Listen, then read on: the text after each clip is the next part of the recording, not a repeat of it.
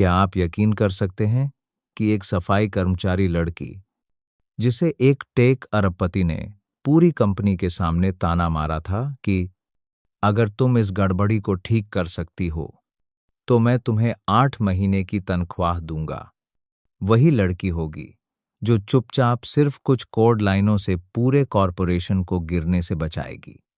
आज की कहानी एक ऐसा मोड़ लेती है जिसने लाखों लोगों को भावुक कर दिया।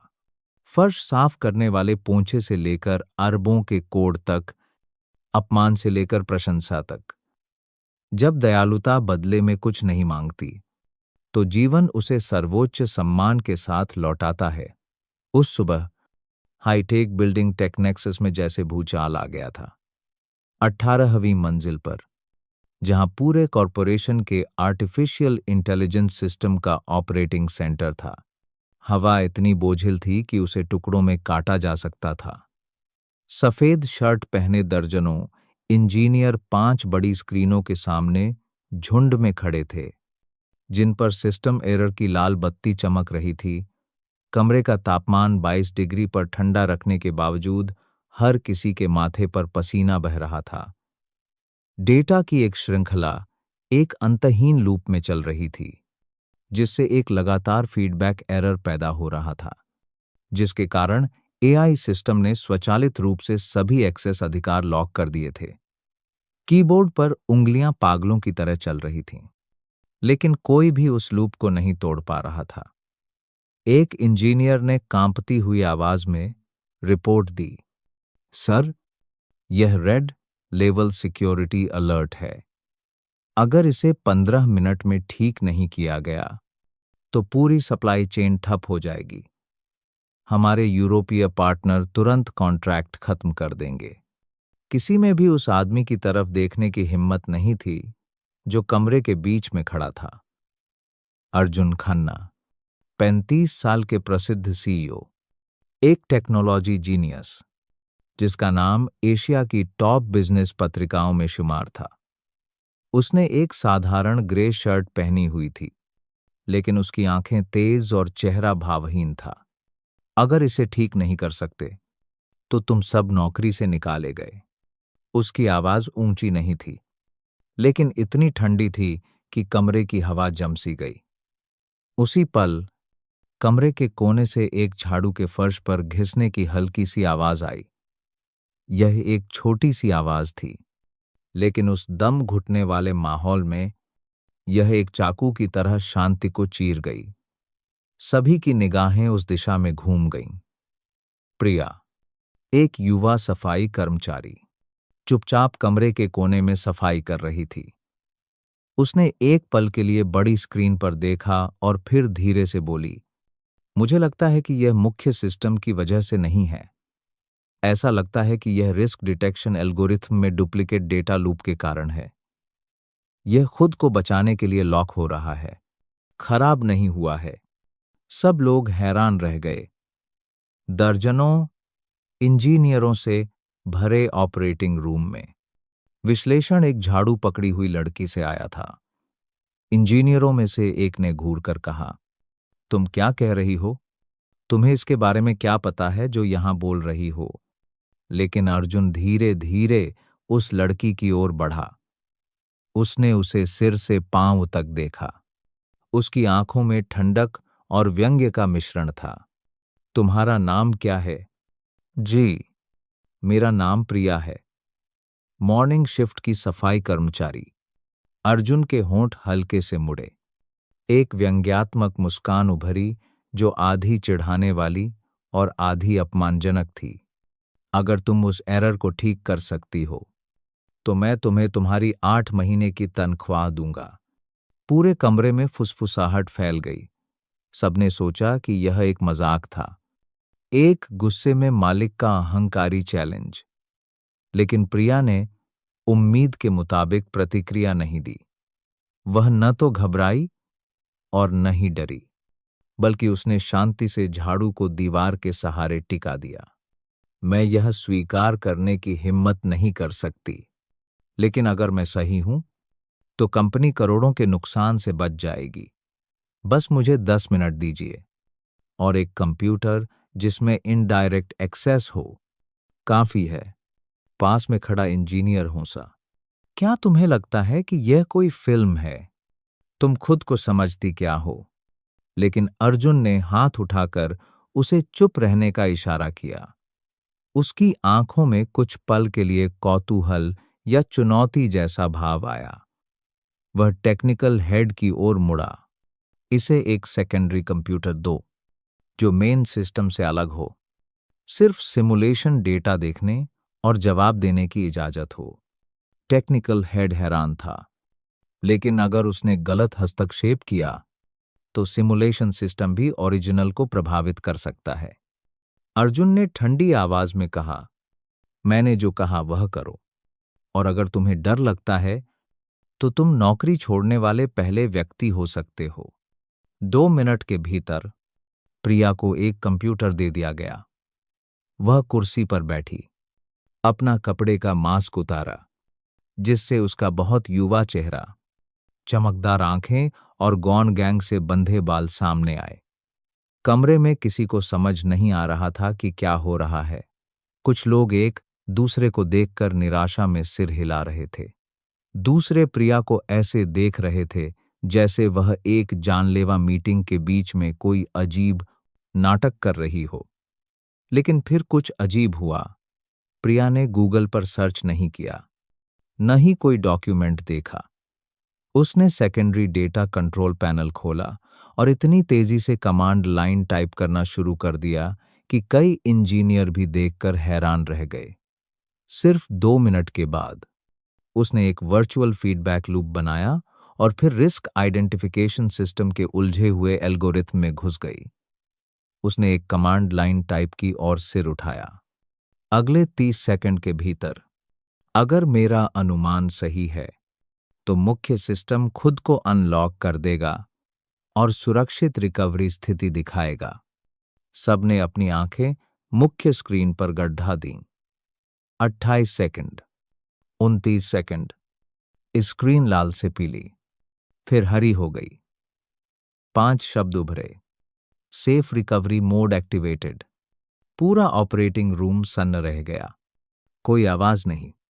किसी को अपनी आंखों पर विश्वास नहीं हो रहा था। पूरा कमरा जैसे खुशी से झूम उठा, लेकिन फिर तुरंत शांत हो गया।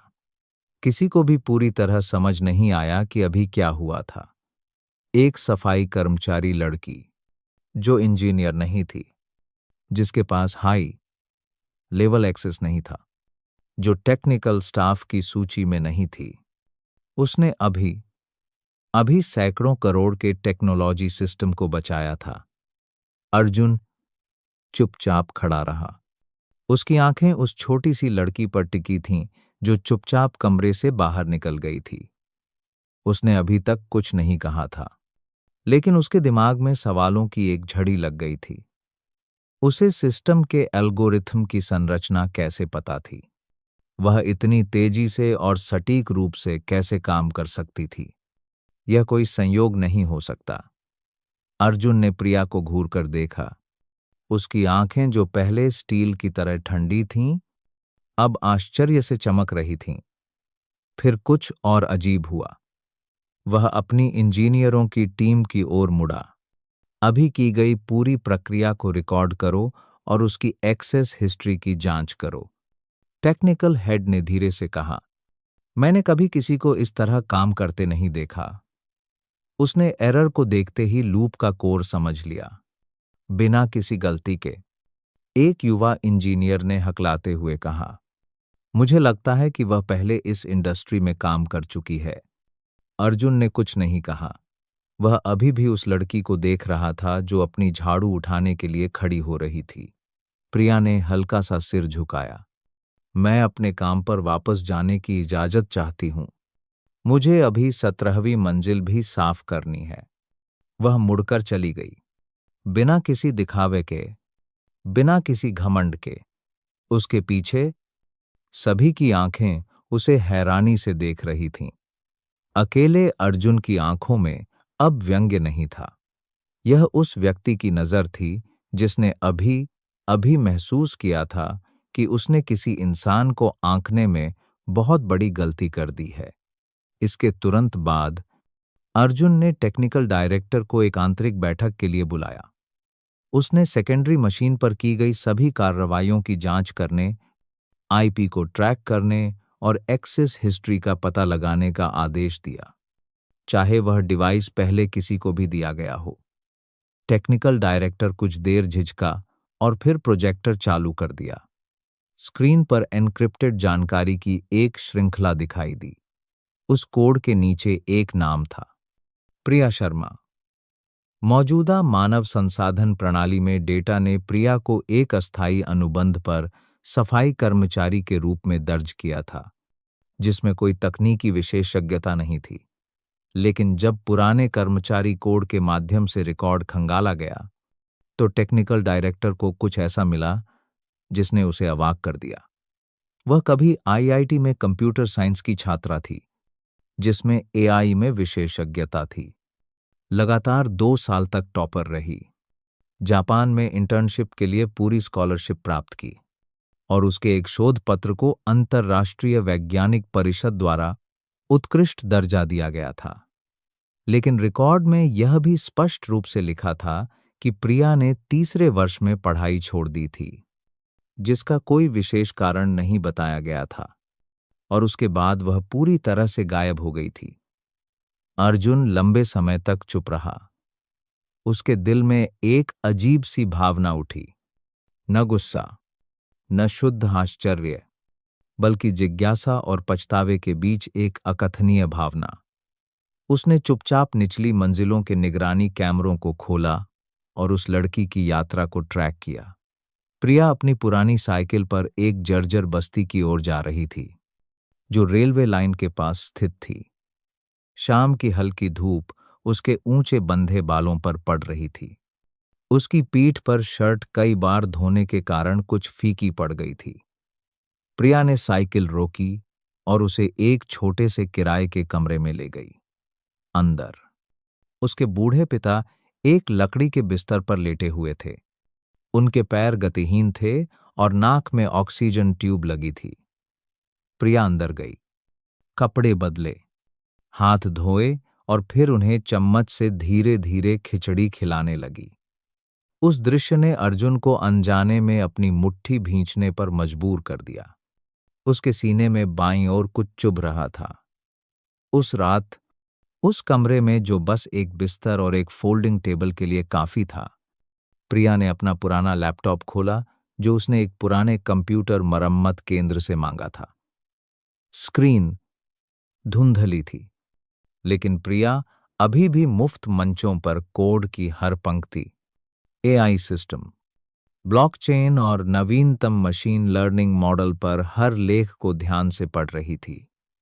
जब से उसके पिता को स्ट्रोक का पता चला था और उनकी देखभाल करने वाला कोई नहीं था, प्रिया को अपना टेक्नोलॉजी का सपना छोड़ना पड़ा था।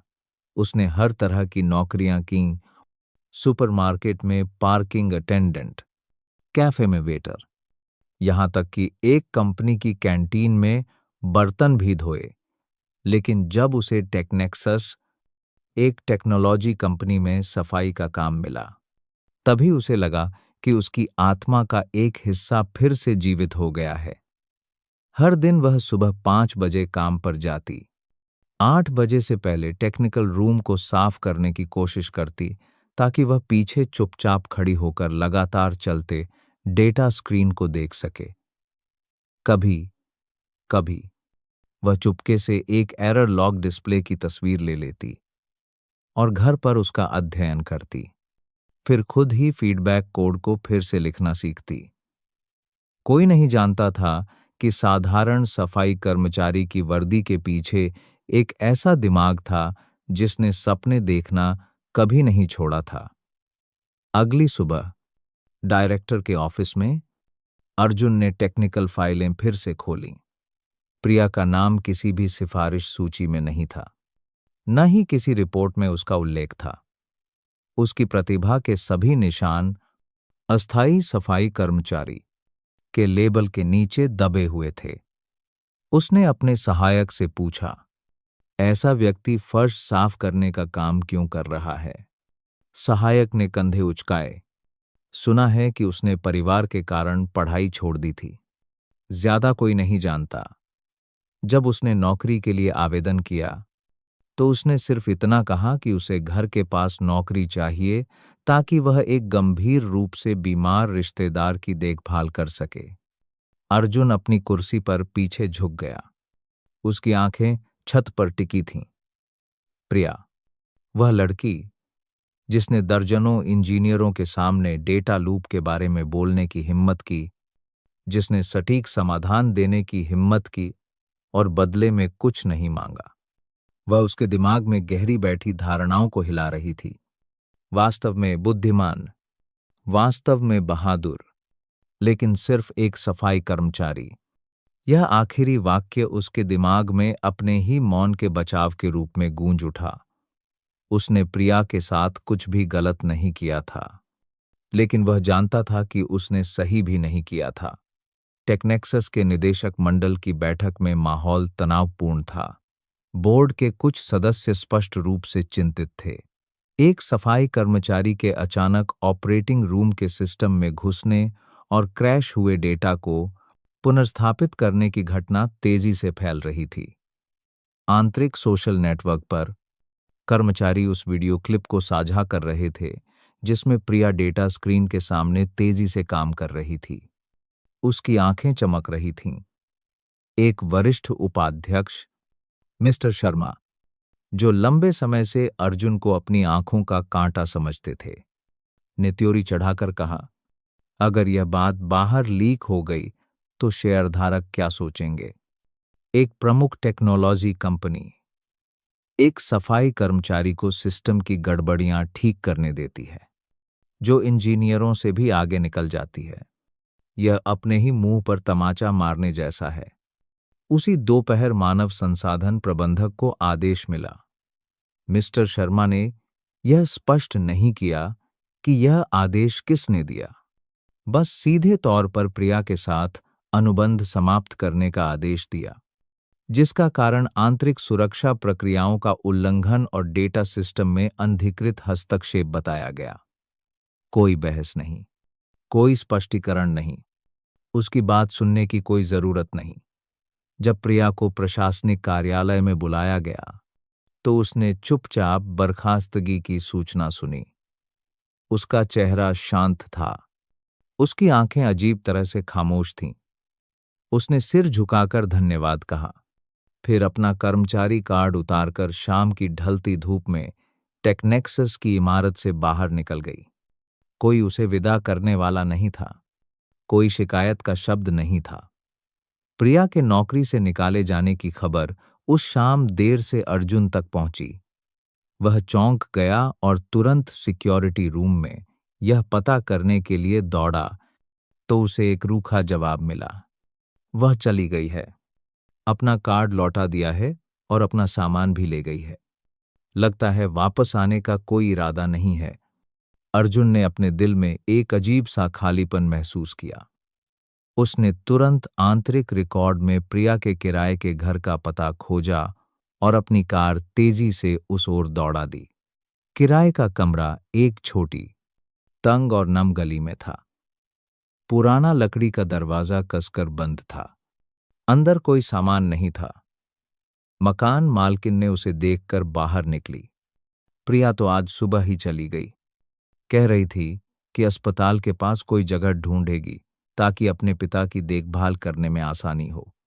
अर्जुन उस बंद दरवाजे के सामने चुपचाप खड़ा रहा। उसे उस दिन ऑपरेटिंग रूम में उसकी आंखें याद आ गईं। वे आंखें जो बुद्धिमान और दृढ़ थीं, लेकिन पुराने घावों से भी भरी थीं। उसे अपने माता पिता के संघर्ष के साल याद आ गए, जब उन्हें मकान मालिक ने सिर्फ इसलिए निकाल दिया था क्योंकि वे समय पर किराया नहीं दे पाए थे। सालों पहले महसूस किया गया अपमान अचानक उसके दिल में उमड़ आया। उसने अपनी मुट्ठी भींच ली। उस लड़की के साथ ऐसा व्यवहार नहीं होना चाहिए था। उस दिन से अर्जुन चुपचाप प्रिया की तलाश करने लगा। उसने लोगों को अस्पतालों, पुनर्वास केंद्रों और यहां तक कि मुफ्त टेक्नोलॉजी कक्षाओं से संपर्क करने के लिए भेजा। लेकिन ऐसा लगा जैसे वह पूरी तरह से गायब हो गई थी। वह समझ नहीं पा रहा था कि वह इतना परेशान क्यों है। क्या यह अपराध बोध की भावना थी, उसकी प्रतिभा के कारण, या कुछ और गहरा था? कुछ हफ्तों बाद अमेरिका के एक पार्टनर के साथ एक रणनीतिक बैठक के दौरान प्रस्तुत किया जा रहा डेटा सिस्टम अचानक एक गंभीर समस्या का सामना कर गया। ग्राहक पहचान वाला एआई सर्वर खराब हो गया। दर्ज की गई जानकारी उलट पुलट हो गई, जिससे पार्टनर प्रेजेंटेशन दस्तावेजों तक नहीं पहुंच पा रहे थे। सभी इंजीनियरों को बुलाया गया। वीआईपी मीटिंग रूम में तकनीकी विशेषज्ञ उलझे हुए थे और इसे ठीक नहीं कर पा रहे थे। कुछ लोगों ने फुसफुसाया, काश प्रिया यहां होती। अर्जुन ने यह सुना। उसके दिल में एक घुटन महसूस हुई, जैसे कुछ ऐसा था जिसे मिटाया नहीं जा सकता था और वह उसके अंदर रेंग रहा था। वह अपनी कुर्सी से उछलकर खड़ा हो गया, तेजी से कमरे से बाहर निकला। उसका दिल अचानक एक साधारण से विचार से कस गया। हमने एक ऐसे व्यक्ति को खो दिया है जिसे हमें कभी नहीं खोना चाहिए था। उस पल से अर्जुन ने प्रिया को सिर्फ अपराध बोध की वजह से नहीं खोजा। उसने उसे इसलिए खोजा क्योंकि वह जानता था कि वह गलत था और इस बार वह उसे फिर से गायब नहीं होने देगा।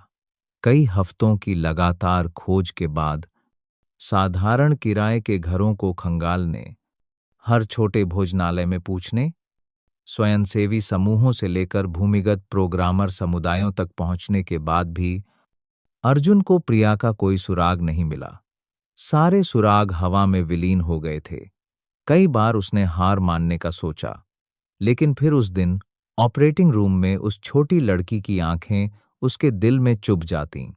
वह चुपचाप चली गई थी, बिना किसी शिकायत के, बिना कुछ मांगे। हालांकि यह स्पष्ट था कि उसके साथ अन्याय हुआ था, उसका फायदा उठाया गया था और उसे कचरे की तरह बाहर निकाल दिया गया था। और यही बात उसे और भी ज्यादा परेशान करती थी। एक दिन तक, जब उसे शहर के बाहरी इलाके में गरीब बच्चों को प्रोग्रामिंग सिखाने वाले एक चैरिटी सेंटर में एक अंतिम प्रस्तुति में अतिथि जज के रूप में आमंत्रित किया गया, तो उसने अचानक उस परिचित सिलुएट को देखा। प्रिया। वह कक्षा के सामने खड़ी थी। उसकी आंखें उज्ज्वल थीं, हाथ में एक स्वयं निर्मित मॉडल सर्किट बोर्ड पकड़े हुए, सबसे सरल और समझने योग्य भाषा में कोड की हर पंक्ति को विस्तार से समझा रही थी। बच्चे ध्यान से सुन रहे थे, हर कोई उत्सुक था। कभी कभी वे सवाल पूछने के लिए हाथ उठाते और वह मुस्कुराते हुए झुकती और धीरे से समझाती, जिसमें कोई नाराजगी या कड़वाहट नहीं थी। अर्जुन दरवाजे के पीछे चुपचाप खड़ा रहा। वह लड़की जिसे कभी बॉस से आगे निकलने वाली सफाई कर्मचारी माना जाता था, अब एक प्रेरणा थी। उन बच्चों के लिए एक सच्ची शिक्षिका थी जिन्हें जीवन में कोई अच्छा अवसर नहीं मिला था। वह पास आया, कक्षा खत्म होने का इंतजार किया और फिर नमस्ते करने के लिए बाहर निकला। प्रिया उसे देखकर एक पल के लिए चौंक गई, फिर धीरे से सिर हिलाया, उतनी ही विनम्रता से जैसे कुछ हुआ ही न हो। वह अपनी भावनाओं को छिपा नहीं सका। उसने कहा कि वह उसे हर जगह ढूंढ रहा था। उसने माफी मांगी, हालांकि वह जानता था कि अब माफी मांगने से कुछ नहीं बदलेगा। फिर उसने उसे टेक्नेक्सस के लिए सिस्टम के मुख्य इंजीनियर के रूप में वापस आने का प्रस्ताव दिया, सभी योग्य लाभों के साथ। प्रिया ने उसे देखा। उसकी आंखें एक साफ झरने की तरह थीं। वह फीकी हंसी हंसी। मैं वहां फर्श साफ करने गई थी। उम्मीद नहीं थी कि मुझे और सीखने का मौका मिलेगा। इतना ही मिलना मेरे लिए भाग्य की बात थी, लेकिन मैं उस प्रतिस्पर्धी माहौल के लिए उपयुक्त नहीं हूं। मैं लड़ने में अच्छी नहीं हूं और मुझे श्रेय लेने का तो बिल्कुल भी शौक नहीं है। मैं बस अपने आदर्शों के साथ जीना चाहती हूं। यहां मुझे लगता है कि मैं उपयोगी हूं। मुझे यहां शांति मिलती है। अर्जुन और कुछ नहीं कह सका। उसे एहसास हुआ कि उसके पास उसे रोकने का कोई अधिकार नहीं है। न ही उसे उस जगह पर वापस जाने के लिए मजबूर करने का अधिकार है जिसने उसे इतनी गहरी चोट पहुंचाई थी। लेकिन किस्मत ने कहानी को यहीं खत्म नहीं होने दिया। एक हफ्ते बाद और यूरोपीय भागीदारों के साथ रणनीतिक सहयोग समझौते पर हस्ताक्षर करने के दिन टेक्नेक्सस के केंद्रीय डेटा ऑपरेटिंग सिस्टम पर अचानक अंतर्राष्ट्रीय हैकरों ने हमला कर दिया। पूरी टेक्नोलॉजी बिल्डिंग में अफरा तफरी मच गई। बड़ी मात्रा में डेटा एन्क्रिप्ट हो गया और ऑपरेटिंग उपकरण बंद हो गए। आईटी टीम घबराकर इसे ठीक करने की कोशिश कर रही थी, लेकिन वे सब असहाय थे। दुर्भावनापूर्ण कोड एक अजीब भाषा में लिखा गया था। एल्गोरिथम जटिल था और घुसपैठ की गति इतनी तेज थी कि मौजूदा रक्षा प्रणाली इसका मुकाबला नहीं कर सकती थी। उस पल में अर्जुन के दिमाग में केवल एक ही नाम आया, प्रिया। वह तुरंत चैरिटी सेंटर पहुंचा। प्रिया पढ़ा रही थी। जैसे ही उसने उसे अंदर आते देखा, वह समझ गई। ज्यादा शब्दों की जरूरत नहीं थी, बस एक सिर हिलाना काफी था। प्रिया उसके पीछे चली। अर्जुन उसे एक छोटे अलग कंप्यूटर रूम में ले गया। वह सामने नहीं आना चाहती थी, नहीं चाहती थी कि टेक्नेक्सस में किसी को भी पता चले। उसने केवल एक शर्त रखी, मुझे अंधेरे में ही रखना। 20 मिनट से भी कम समय में प्रिया ने चुपचाप मैलवेयर का विश्लेषण किया, प्रसार के स्रोत की पहचान की और पूरे इष्टतम रक्षा कोड को फिर से लिखा। उसे बस एक लैपटॉप, एक गिलास पानी और कोई परेशान करने वाला नहीं चाहिए था। जब कोड को टेक्नेक्सस के मुख्य सिस्टम पर वापस भेजा गया, तो लगभग तुरंत ही लॉक किए गए सर्वर फिर से खुलने लगे। डेटा पुनर्प्राप्त हो गया और हमलावर के सर्वर तक का उल्टा पता लगा लिया गया। टेक्नेक्सस ने न केवल डेटा बचाया, बल्कि हैकर के भागने का रास्ता भी बंद कर दिया। पूरा हमला चुपचाप विफल कर दिया गया था। कोई नहीं जानता था कि इस जीत के पीछे वह लड़की थी जिसे एक बार बॉस से आगे निकलने की हिम्मत करने के लिए कंपनी से निकाल दिया गया था। अर्जुन उसके पास खड़ा चुपचाप देख रहा था। उसने अपने जीवन में कभी इतना छोटा महसूस नहीं किया था। प्रिया बस मुस्कुराई।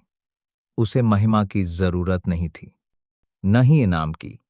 वह जो चाहती थी वह सिर्फ शालीनता से जीना और दूसरों की मदद करना था। उस लड़की की कहानी प्रतिस्पर्धा से भरे शहर के बीच में एक ठंडी हवा के झोंके की तरह चुपचाप फैलने लगी, और टेक्नेक्सस, वे अभी भी नहीं जानते थे कि जिसने पलक झपकते ही पूरे सिस्टम को बचाया था, वह वही व्यक्ति था जिसे उन्होंने एक बार बेरहमी से सड़क पर धकेल दिया था। आक्रोश, भावना और फिर सन्नाटा। यह वह एहसास था जिससे दर्शक इस सच्चाई को जानने के बाद खुद को बाहर नहीं निकाल पाए, और हर कोई इंतजार कर रहा था कि क्या न्याय होगा। क्या अच्छे लोगों को अंततः उनका योग्य इनाम मिलेगा? इसका जवाब अंतिम भाग में आएगा। टेक्नेक्सस की प्रेस कॉन्फ्रेंस अंतर्राष्ट्रीय हैकरों के खिलाफ शानदार जीत के बाद तत्काल आयोजित की गई थी। मीडिया की भीड़ थी, फ्लैश लगातार चमक रहे थे और पत्रकार सवाल पूछने के लिए होड़ कर रहे थे। लेकिन सबसे आश्चर्यजनक बात यह थी कि जब अर्जुन मंच पर बोलने के लिए आया, तो उसने अपनी उपलब्धियों के बारे में बात नहीं की। न ही उसने हमेशा की तरह इंजीनियरों की टीम की प्रशंसा की। उसकी आंखें दृढ़ थीं, लेकिन उसकी आवाज अजीब तरह से कोमल थी। मुझे एक सच का खुलासा करना है जिसने टेक्नेक्सस को इस बार के साइबर हमले से बचाया। वह मैं नहीं हूं, न ही हमारी सुरक्षा टीम का कोई विशेषज्ञ है। वह एक लड़की है जिसे एक बार कंपनी से निकाल दिया गया था क्योंकि वह एक सफाई कर्मचारी थी, क्योंकि उसे नीची नजर से देखा गया था, क्योंकि उसके पास डिग्री नहीं थी। लेकिन आज वही है जिसने पूरे सिस्टम को बचाने वाला कोड लिखा है। पूरा हॉल सन्न रह गया। केवल कैमरों की क्लिक की आवाज उस आश्चर्यचकित खामोशी में गूंज रही थी। किसी ने धीरे से पूछा, कौन है वह? यह कैसे संभव है? अर्जुन मुस्कुराया। उसकी आंखों में गर्व की चमक थी। उसका नाम प्रिया शर्मा है, और मैं, जिसने एक बार उसे बेरहमी से निकाल दिया था, आज उसके सामने सिर झुकाकर धन्यवाद कहना चाहता हूं। यह जानकारी एक लहर की तरह हर जगह फैल गई। अखबारों ने एक साथ खबर छापी। चैरिटी सेंटर में बच्चों को पढ़ाते हुए एक साधारण टी शर्ट में प्रिया की तस्वीरें सोशल मीडिया पर साझा की गईं। लोग यह जानकर भावुक हो गए कि जिस लड़की को कभी फर्श साफ करने वाली माना जाता था, उसके पास असाधारण तकनीकी क्षमताएं थीं। और इससे भी महत्वपूर्ण बात यह है कि उसके दिल ने कभी अपनी शालीनता नहीं खोई थी। एक हफ्ते बाद अर्जुन ने प्रिया स्कॉलरशिप फंड की स्थापना की घोषणा की। यह फंड उन युवा लोगों के लिए ट्यूशन फीस, कंप्यूटर और सामग्री को प्रायोजित करता था जो कठिन परिस्थितियों में थे लेकिन प्रोग्रामिंग का शौक रखते थे। उसने कहा, हमने एक बार एक व्यक्ति को गलत आंका था। हमें और प्रतिभाओं को सिर्फ इसलिए नहीं खोना चाहिए क्योंकि वे एक अच्छी जगह से नहीं आते हैं। प्रिया ने फंड के लॉन्च समारोह में शामिल होने का निमंत्रण स्वीकार कर लिया, लेकिन उसने बोलने से इनकार कर दिया। वह हमेशा की तरह आखिरी पंक्ति में चुपचाप बैठी रही। मंच पर स्कॉलरशिप पाने वाले बच्चे अपने सपनों को साझा करते हुए भावुक हो रहे थे। कोई एआई इंजीनियर बनना चाहता था, कोई मेडिकल सॉफ्टवेयर लिखना चाहता था। सभी ने प्रिया का नाम एक जीवित प्रतीक के रूप में लिया।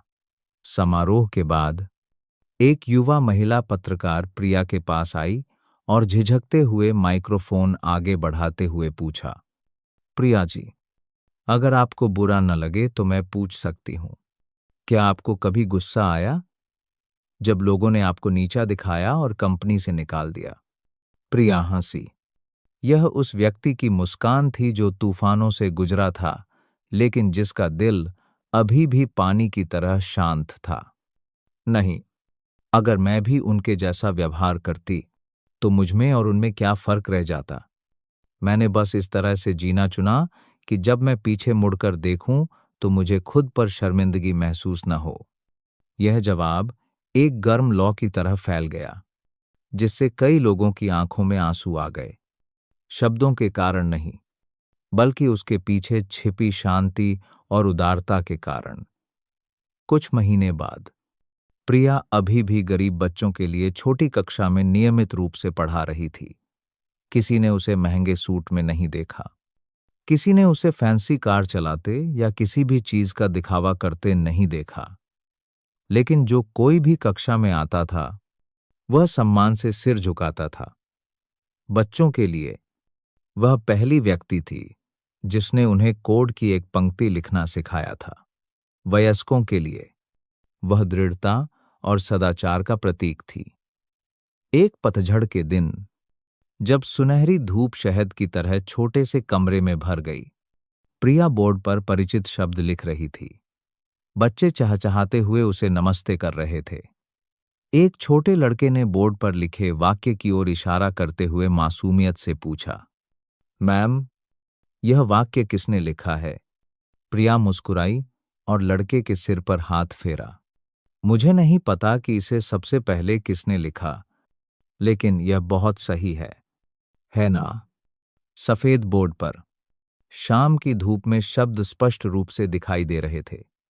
कभी किसी को कम मत समझो, क्योंकि तुम नहीं जानते कि वे कौन थे या वे क्या बन जाएंगे। एक दूर कोने में अर्जुन चुपचाप देख रहा था। वह अंदर नहीं गया, बस दरवाजे पर एक छोटा सा गुलदस्ता रखा और चला गया। उसके दिल में शायद अब प्रिया सिर्फ कंपनी को बचाने वाली नहीं थी, बल्कि वह व्यक्ति भी थी जिसने उसे जीवन का सबसे बड़ा सबक सिखाया था, विनम्रता का सबक, मानवीय भावना का सबक और एक सभ्य इंसान होने का तरीका। कभी कभी महानता उस पद में नहीं होती जिस पर आप खड़े होते हैं, बल्कि इस बात में होती है कि आप इस मोड़ भरी दुनिया के बीच कैसे जीते हैं।